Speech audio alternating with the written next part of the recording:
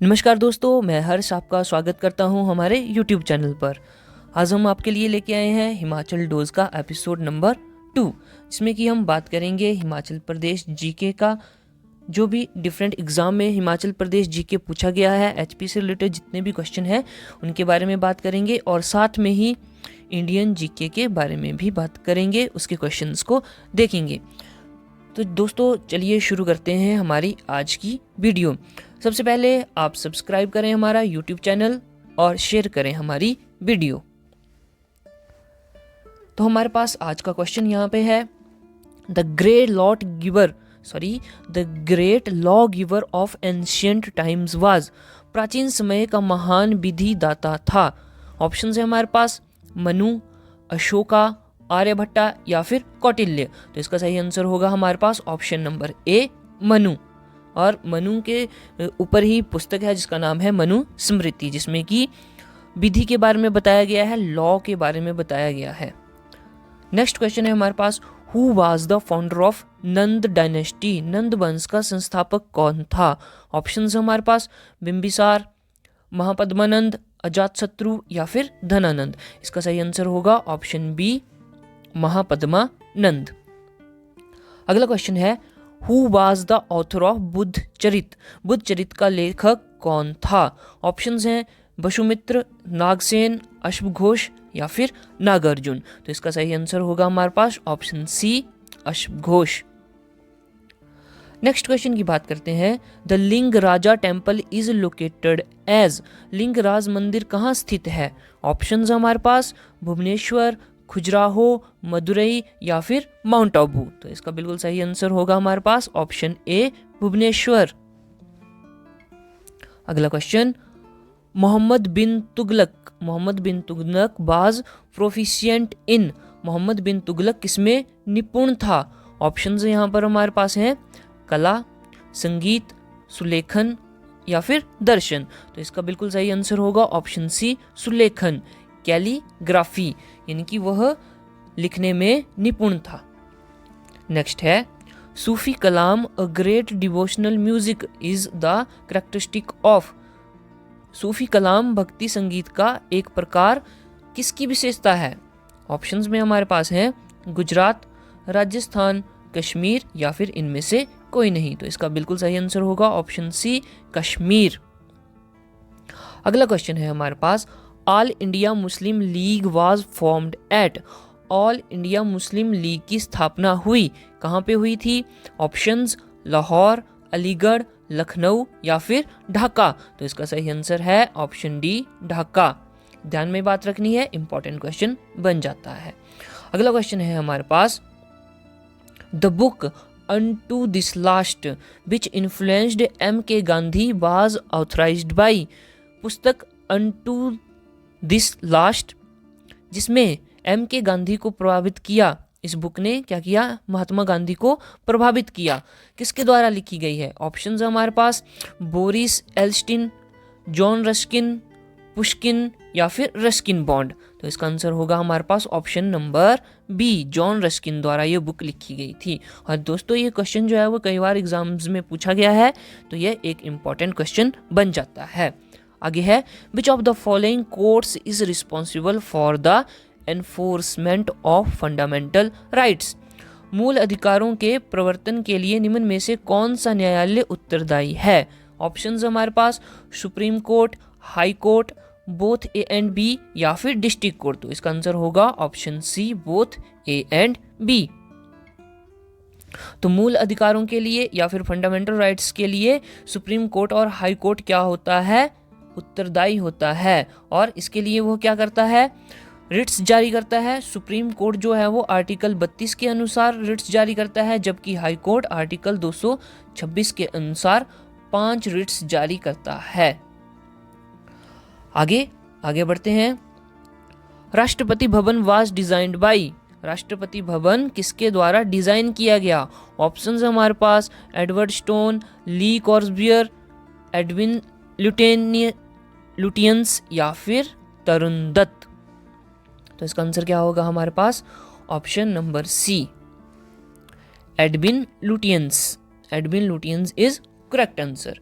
आगे है, शक्ति स्थल इज रिलेटेड टू होम, शक्ति स्थल किससे संबंधित है? ऑप्शंस हमारे पास इंदिरा गांधी, राजीव गांधी, महात्मा गांधी या फिर JL नेहरू। तो इसका आंसर क्या होगा हमारे पास?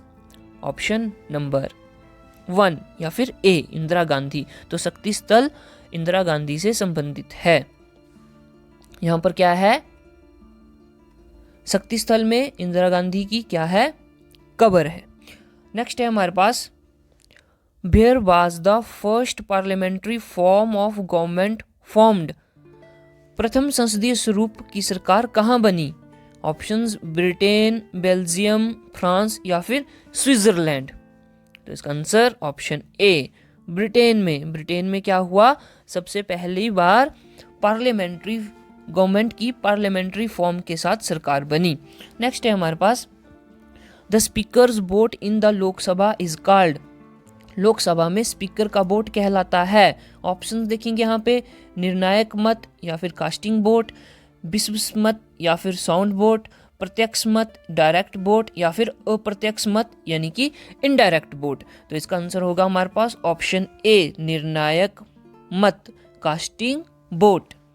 नेक्स्ट है 20 point programme was first launched in the year, 20 सूत्री कार्यक्रम प्रथम बार इस वर्ष प्रारंभ किया। कब किया? ऑप्शन देखो 1969, 1975, 1977 या फिर 1980। तो इसका सही आंसर होगा ऑप्शन बी 1975। 1975 में क्या किया? 20 पॉइंट प्रोग्राम जो है वो लॉन्च किया गया था।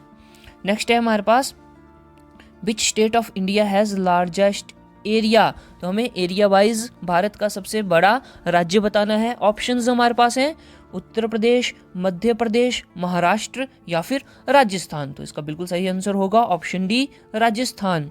क्षेत्रफल की दृष्टि में राजस्थान जो है वो भारत का सबसे बड़ा राज्य है। अगले क्वेश्चन की ओर बढ़ते हुए, भारत निर्माण योजना इज रिलेटेड टू, भारत निर्माण योजना संबंधित है, किससे संबंधित है? इंफ्रास्ट्रक्चर डेवलपमेंट या फिर अर्थसंरचना विकास से, food grain production, self sufficiency, खाद्यान्न उत्पादन आत्मनिर्भरता से, फैमिली वेलफेयर प्रोग्राम परिवार कल्याण कार्यक्रम से या फिर नन ऑफ दीज या फिर इनमें से कोई नहीं। तो इसका सही आंसर होगा ऑप्शन ए इंफ्रास्ट्रक्चर डेवलपमेंट, अधोसंरचना विकास से। तो इंफ्रास्ट्रक्चर डेवलपमेंट से भारत निर्माण जो है वो संबंधित है। आगे है हमारे पास question number 137, in India community development program was started on, भारत में सामुदायिक विकास कार्यक्रम प्रारंभ किया गया, कब किया गया? ऑप्शंस हमारे पास 2 अक्टूबर 1952, 2 अक्टूबर 1957, 2 अक्टूबर 1959 या फिर 2 अक्टूबर 1961। तो इसका सही आंसर होगा option A 2 October 1952। Option A is correct. Next question है हमारे पास, the tropic of cancer does not pass through, कर्क रेखा कहाँ से नहीं गुजरती है? ऑप्शंस हमारे पास भारत से, पाकिस्तान से, बांग्लादेश से या फिर म्यांमार से। तो इसका सही आंसर होगा हमारे पास ऑप्शन बी पाकिस्तान से। तो पाकिस्तान से क्या है? कर्क रेखा नहीं गुजरती है। अगला क्वेश्चन है हमारे पास, which of the following is the newest geological era, निम्न में से कौन सा नवीनतम भूवैज्ञानिक युग है? ऑप्शंस हमारे पास परमियन, ट्राइसिक, क्रिएशियस या फिर जुरासिक। तो हमारे पास सही आंसर क्या होगा? ऑप्शन बी सही हो जाएगा, ट्राइसिक। ट्राइसिक जो है वह न्यूएस्ट जियोलॉजिकल इरा है या फिर नवीनतम भूवैज्ञानिक युग है। आगे, अर्थक्वेक आर काउज्ड बाय, भूकंप किसके कारण होते हैं? ऑप्शंस देखो, अर्थ रेवोल्यूशन, पृथ्वी परिभ्रमण, टेक्टोनिज्म विवर्तनिकी या फिर अर्थ रोटेशन, पृथ्वी परिक्रमण या फिर डेनुडेशन अनाच्छादन। तो इसका ऑप्शन क्या होगा सही हमारे पास? ऑप्शन बी यहाँ पे सही हो जाएगा, टेक्टोनिज्म या फिर विवर्तनिकी। टेक्टोनिज्म प्लेटों का इधर उधर आसपास या फिर एक दूसरे से टकराना या एक दूसरे से दूर जाना टेक्टोनिज्म कहलाता है, और उसी की वजह से क्या होता है? अर्थक्वेक आता है। अगला क्वेश्चन है विच of the following is the largest hot desert of the world. निम्न में से कौन सा विश्व का सबसे बड़ा गर्म रेगिस्तान है? Largest hot desert. ऑप्शंस हमारे पास Kalahari desert, Atacama desert, Sahara desert या फिर थार डेजर्ट। तो इसका आंसर होगा option C, Sahara desert. Option C, Sahara desert. आगे है हमारे पास which one of the following is a warm ocean current. Warm ocean current, कौन निम्न में से कौन सी गर्म समुद्री धारा है? ऑप्शन है हमारे पास लेब्राडोर, गल्फ स्ट्रीम, कुरिले या फिर कैनरी। तो इसका आंसर क्या होगा हमारे पास? Option B, Gulf Stream. Gulf धारा जो है वो एक गर्म समुद्री धारा है। आगे है हमारे पास the boundary line between India and China is. भारत और चीन के बीच सीमा कहलाती है, क्या कहलाती है? Options McMahon line, red Cliff line या फिर डूरंड लाइन। तो इसका सही आंसर होगा option number A, McMahon line. दोस्तों आपको कमेंट में बताना है कि ये जो मैकमोहन रेखा जो है वो कब खींची गई, ये मैकमोहन रेखा कब खींची गई। आगे है हमारे पास question number 144 absolute zero on Celsius scale is. Celsius पैमाने पर परम शून्य होता है तो क्या होता है? ऑप्शंस देखो -200 डिग्री सेल्सियस, -273.15 सेंटीग्रेड या फिर -373.15 डिग्री सेंटीग्रेड या फिर इनमें से कोई नहीं। तो यहाँ पे हमारे पास सही आंसर होगा ऑप्शन बी, -273.15 डिग्री सेल्सियस या centigrade. Next question the same notes being played on sitar and veena differ in. Sitar और बीना पर बजाए गए समान स्वर भिन्न होते हैं। किसमें भिन्न होते हैं? क्वालिटी में, पिच में, बोथ क्वालिटी एंड पिच में या फिर नन ऑफ दीज। तो इसका आंसर होगा ऑप्शन ए, क्वालिटी में। क्वालिटी जो है गुणों में वह भिन्न होते हैं। आगे है हमारे पास velocity of light is maximum in. Velocity of light is maximum in, प्रकाश का वेग किसमें सर्वाधिक होता है? ऑप्शंस देखो हीरा यानी कि डायमंड, जल वाटर, कांच ग्लास या फिर निर्वात या फिर इसको हम बोलेंगे वैक्यूम। तो इसका आंसर क्या होगा? ऑप्शन डी, वैक्यूम या निर्वात। अगला क्वेश्चन है when a metal is heated it's resistant. जब एक धातु को गर्म किया जाता है इसका प्रतिरोध, उसके प्रतिरोध पर या रेजिस्टेंस पर क्या फर्क पड़ता है? डिक्रीजेस घटता है, इंक्रीजेस बढ़ता है, में इंक्रीज और डिक्रीज या बढ़ सकता है या घट सकता है या फिर रिमेन्स कांस्टेंट या फिर स्थिर रहता है। तो इसका आंसर होगा ऑप्शन बी, इंक्रीजेस, बढ़ता है। तो जैसे ही टेम्परेचर इंक्रीज किया जाता है या फिर मेटल को हीट किया जाता है तो इसका रेजिस्टेंस जो है वो बढ़ता है। नेक्स्ट क्वेश्चन है हमारे पास a typical example of semiconductor is. अर्धचालक का विशिष्ट उदाहरण है कौन सा? ऑप्शन है हमारे पास प्लेटिनम, जर्मेनियम, क्वार्ट्ज या फिर माइका। तो इसका आंसर होगा ऑप्शन बी, जर्मेनियम। जर्मेनियम क्या है? एक सेमीकंडक्टर है। Option B is correct. आगे अगले क्वेश्चन की ओर बढ़ते हुए which of the following is not a transducer. निम्न में से कौन सा ट्रांसड्यूसर नहीं है? Options loudspeaker, amplifier, microphone या फिर ऑल ऑफ दीज। तो इसका आंसर होगा ऑप्शन बी, एम्पलीफायर। एम्पलीफायर जो है वो एक ट्रांसड्यूसर नहीं है। नेक्स्ट क्वेश्चन, अगले क्वेश्चन की ओर बढ़ने से पहले सब्सक्राइब करें हमारा चैनल और साथ में शेयर करें हमारी वीडियो। नेक्स्ट क्वेश्चन देखते हैं Spiti and Kinnaur are separated by Tibet. तो ये क्वेश्चन बहुत ही बार एग्जाम में रिपीट हो चुका है और आने वाले एग्जाम में भी इसकी संभावना है। एक इम्पॉर्टेंट क्वेश्चन है तो इस पे ध्यान देने की जरूरत है। Spiti and Kinnaur are separated from Tibet by. Spiti और किन्नौर किसके द्वारा तिब्बत से पृथक होते हैं या अलग होते हैं? ऑप्शंस देखेंगे बारालाचाला, कुंजुमला, जांस्कर रेंज या फिर पीर पंजाल। तो इसका आंसर क्या होगा? Option C, Zanskar range, Zanskar पर्वतमाला। अगला क्वेश्चन है हमारे पास the river Sutlej enters Bilaspur district at. Sutlej नदी बिलासपुर जिले में कहाँ प्रवेश करती है? Important question. ऑप्शंस हमारे पास दधोल, घुमारवी, कसोल या फिर गग्गल। इसका सही आंसर क्या होगा? ऑप्शन सी, कसोल नामक कस्बे से या फिर कसोल नामक गांव से सतलुज नदी एंटर करती है बिलासपुर जिले में। आगे है हमारे पास दैकुंड।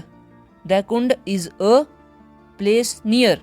दैकुंड इसके समीप एक स्थान है। ऑप्शंस हमारे पास चंबा, धर्मशाला, डलहौजी या फिर नगरोटा। तो इसका सही आंसर होगा हमारे पास ऑप्शन सी, डलहौजी। यानी कि ये जो दैकुंड है ये कहाँ पे है? डलहौजी के साथ में या डलहौजी के समीप। नेक्स्ट क्वेश्चन है हमारे पास, who led the Chamba forces in the capture of Kishtwar state in 1786 AD.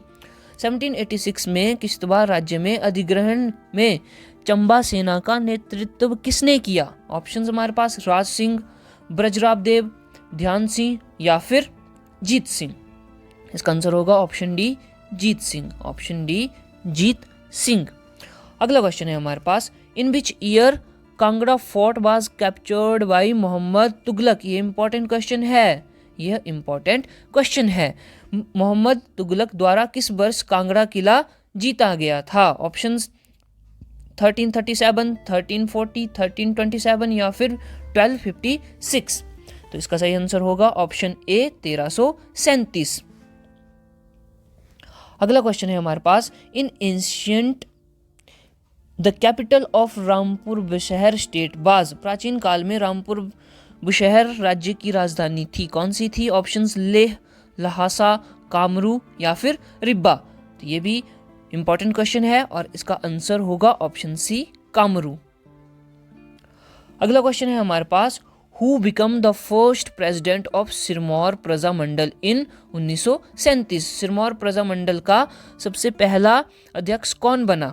Options हमारे पास है देवेंद्र सिंह, वाईएस परमार, चौधरी शेरजंग या फिर हरिचंद। तो इसका सही आंसर होगा option C, Chaudhary Sherjang. Important question. अगला है, grammar school. Grammar school in Shimla was located as. Shimla में व्याकरण विद्यालय स्थित है। कहाँ पे है? ऑप्शंस देखेंगे, संजौली या फिर बालियागंज, इसको बोलेंगे बालूगंज या फिर कैथू या फिर नालदेरा। तो इसका सही आंसर क्या होगा हमारे पास? Option number C, Kaithu. Kaithu is correct answer. तो कैथू में क्या है? ग्रामर स्कूल है शिमला में। आगे हमारे पास, द फेयर ऑफ बुढ़ी दिवाली इज हेल्ड एट।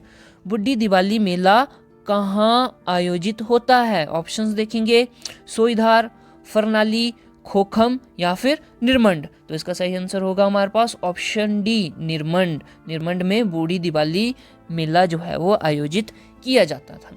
तो दोस्तों ये थे हमारे आज के क्वेश्चन। इस वीडियो के क्वेश्चंस आपको अच्छे लगे होंगे तो वीडियो को लाइक करें, साथ ही सब्सक्राइब करें हमारा यूट्यूब चैनल और शेयर करें हमारी यूट्यूब वीडियो। मिलते हैं नेक्स्ट वीडियो में, तब तक के लिए टेक केयर।